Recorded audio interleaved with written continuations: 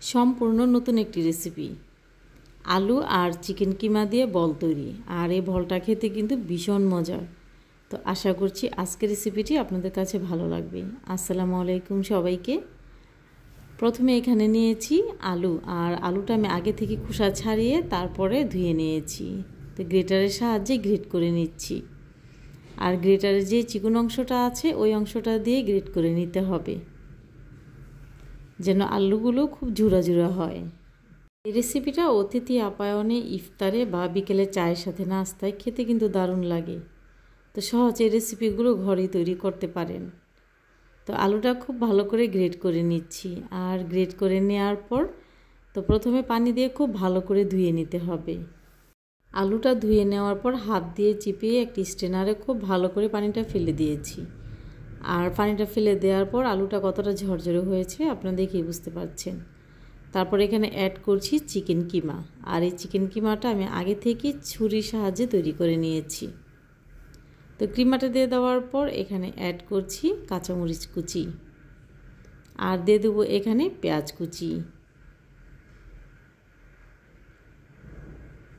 দিয়ে দিচ্ছি এখানে আদা গুঁড়া, রসুন গুঁড়া, দিয়ে দেবো এখানে কালো গোলমরিচের গুঁড়া, দিয়ে দিচ্ছি এখানে অরগ্যানো, চাট মশলা, আর দিয়ে দেবো এখানে সামান্য পরিমাণে হলুদের গুঁড়া। মরিচের গুঁড়াটা আপনারা আপনাদের স্বাদ মতো অ্যাড করতে পারেন।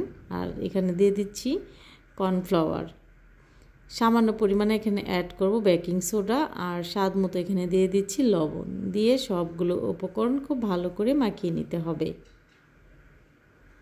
চিকেন কিমার সাথে যেন আলুটা ভালোভাবে লেগে যায় এমনভাবে মাখিয়ে নিতে হবে। এই কাজটা আপনারা হাত দিয়ে করার চেষ্টা করবেন, তাহলে খুব ভালোভাবে মেশানো হবে। তো খুব ভালো করে আমার মেশানো হয়ে গেছে। এখন চলে যাব চুলায়। আর চুলাতে একটি কড়াই বসিয়ে দিয়েছি। কড়াইতে দিয়ে দিচ্ছি পরিমাণ মতো রান্নার তেল। আর তেলটা যখন গরম হয়ে গেছে ওই পর্যায়ে বলগুলো দিয়ে দিচ্ছি।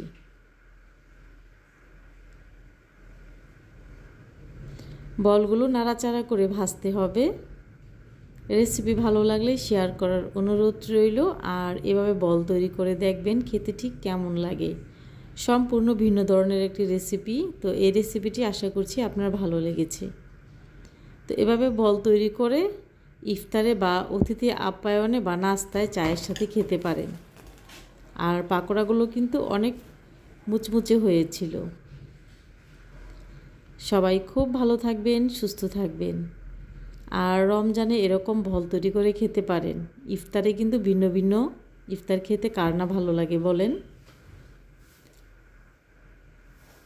এতক্ষণ সাথে থাকার জন্য সবাইকে অনেক অনেক ধন্যবাদ জানাচ্ছি। আল্লাহ হাফিজ।